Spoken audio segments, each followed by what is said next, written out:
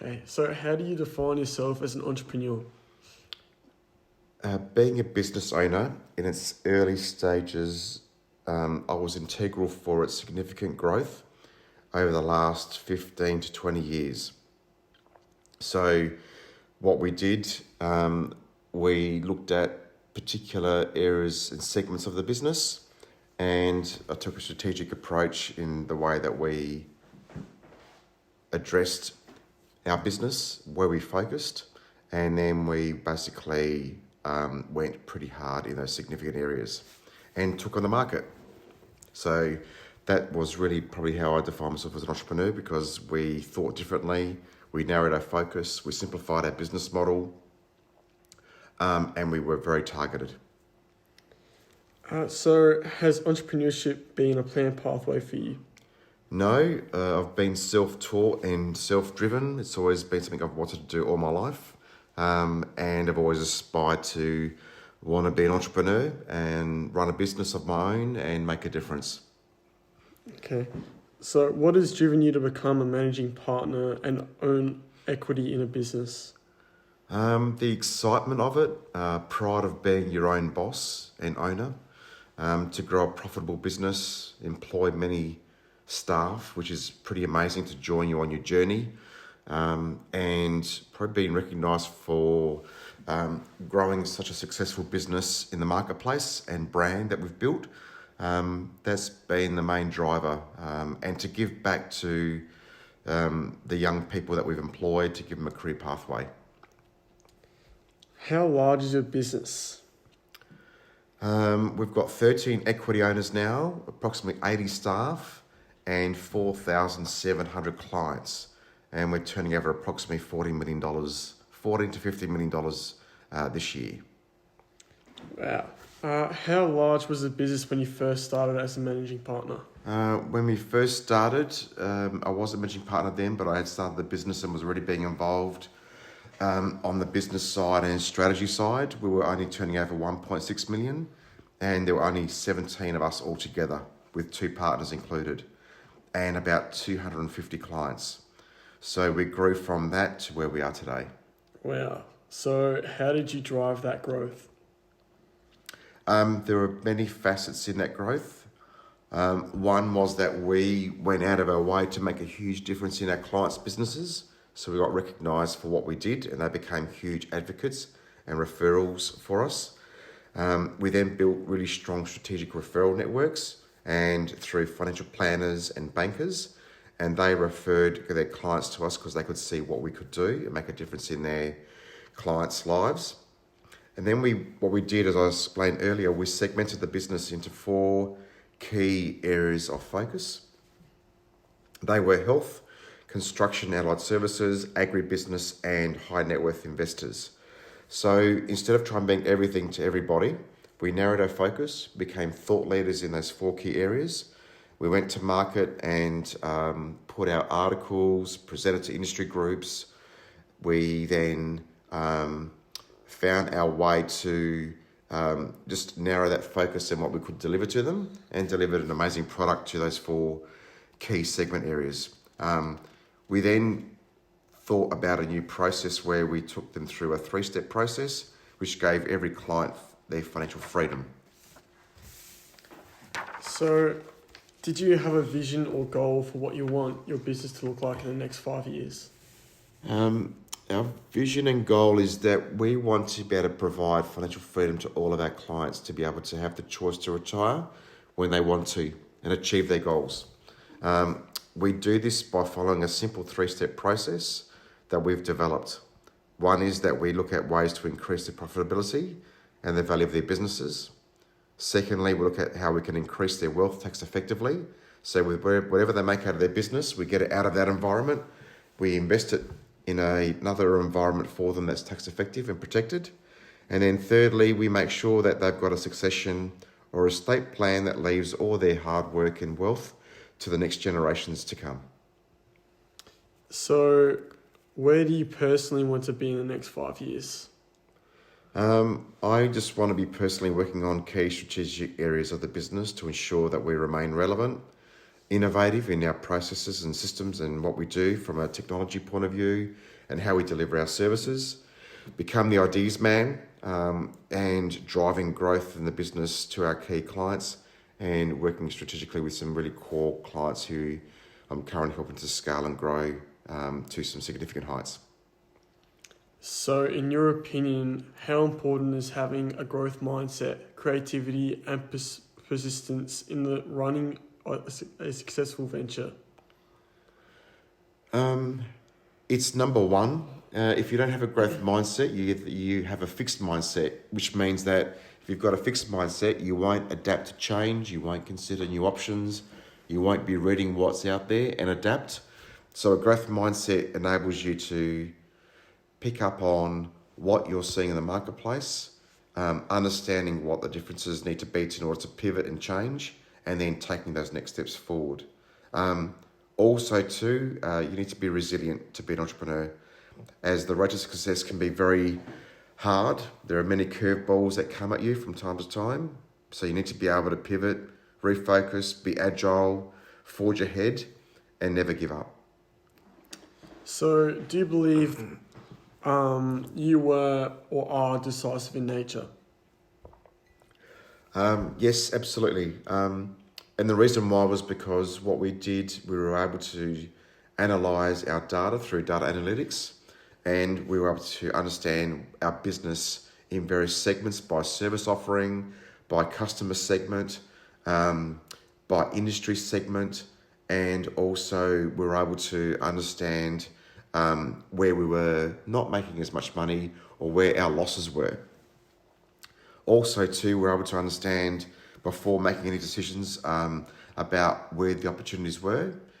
We applied what they call the Ansoff matrix. So what you do is you should, in order to grow, you've got to focus on the customers who want to take on more of your services, or you take on and adopt new services to either existing or new customers, and that's the way you grow. There's no point trying to provide new services to basically a market that does not want them. So we're able to analyse that and be able to make pretty decisive decisions. So, do you have any advice for someone thinking of starting a new business? There's a lot, but I would say understand the market you're in, the services and product offering that must be in demand, understand what differentiates you to your competitors, and most importantly, understand your numbers and your levers in your business model. Because if you don't know that, you're probably going to fall over. And remember, in business, cash is king. So having a cash flow forecast and modelling that out to know where your break-even point is and where you'll be making money is really critical. So, how difficult was it to build up a business to get to where you are today?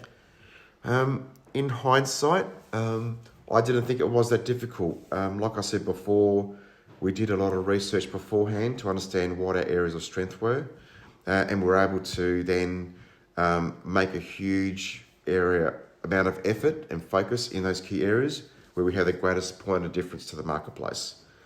So then we placed the right people on the right seat to then execute those strategies and our focus, and we became thought leaders in the marketplace. So as a result, because of the research and groundwork, it wasn't that hard after all. Okay, so what do you think are the key factors that produce growth in your industry? Understanding what your market clients want, then articulate that value by delivering those services to them, producing amazing results and creating value. Having the right team and capacity around you to be able to deliver those services so that you can always basically learn from others, and that is to under-promise and over-deliver. Fish where the fish are. So narrow your focus and don't try to be everything to everybody. Okay, so how did you build your knowledge of strategy?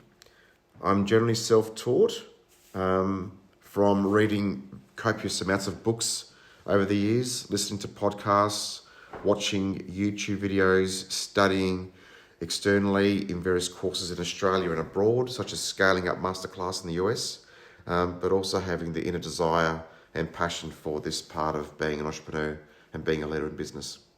Wow. So how would you describe your work-life balance and what is preventing it? I think I have a reasonable work-life balance, although I do work hard. The important part is I've always tried to make sure that I was always around for my children, especially at their various school special events and functions. And whenever I had to travel for business at my various conferences, I always brought them with me wherever it was possible. So that made it even more enjoyable because I brought them along for the journey.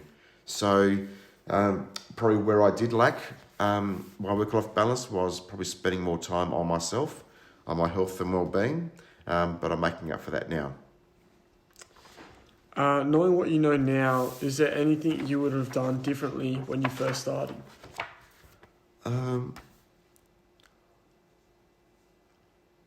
Look, you need to work hard to achieve what you want to get to, and it's taught me that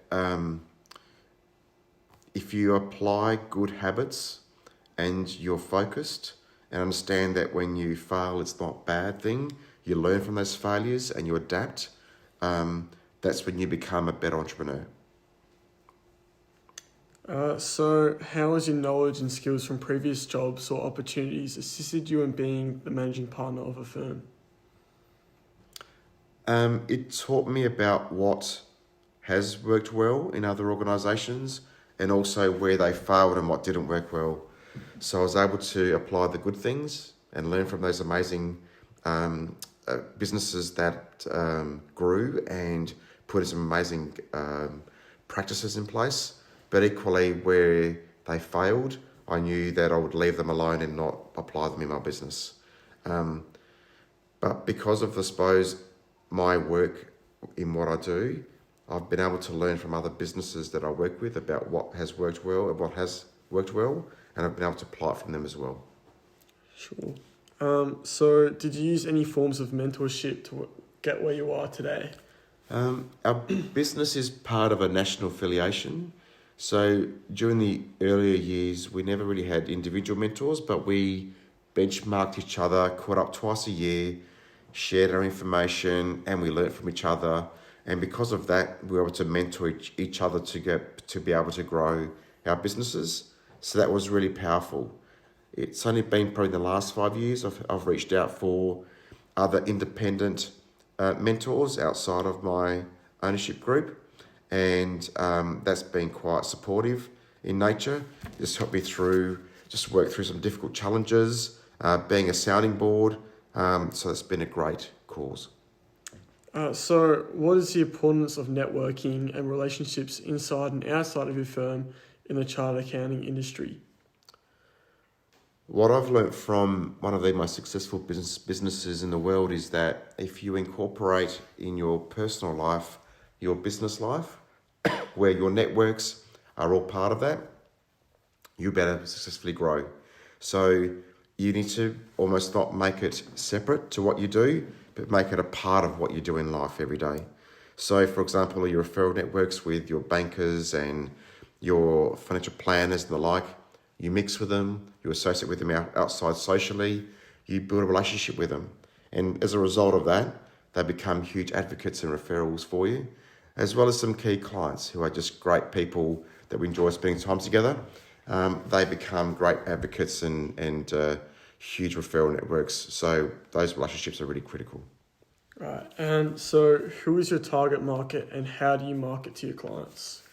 My target market are clients who have desire, who want to reach their financial freedom in their lives, who own successful businesses, where we can help them increase the profitability and values of their businesses, increase their wealth tax effectively, and set them up for life effectively. So from that point of view, the way we reach them is by, one, doing a great job for existing clients who refer like-minded people, but equally with our specialisations, we target them specifically and we do presentations to them and we attract them to be able to share what we do, and hopefully they will come across. So how do you approach someone as an opportunity outside of your business? Firstly, you need to build trust with them. You can't be just going out selling to them straight up. and that takes time.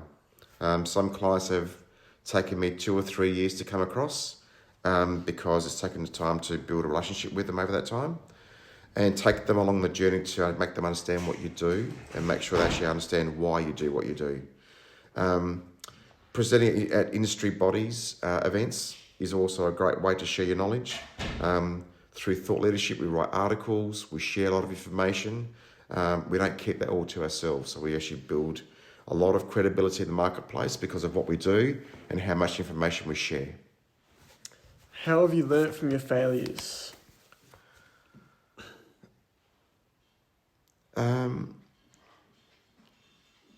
We've learnt from them to be able to self-reflect, to understand what went wrong and why. And from there, we've made sure those failures were small failures without catastrophic events or risks to the business or financial loss. And we've been able to stop them from going any further. And then we've always repivoted and made sure that we would never do them again. Okay. And how do you deal with stress accumulated from work? Talk to my wife, who I share my worries with from time to time. Take the dog for a walk or go for walks in general, which helps me clear my head, which almost is my version of meditation. And how do you identify opportunities and then act on them? Just via networking and just talking to people in general, and also talking to your clients. They tend to open up and explain to you about what they're doing, where they're at. You ask them open-ended questions about what things worry them in life, what keeps them up at night. And from that, opportunities arise.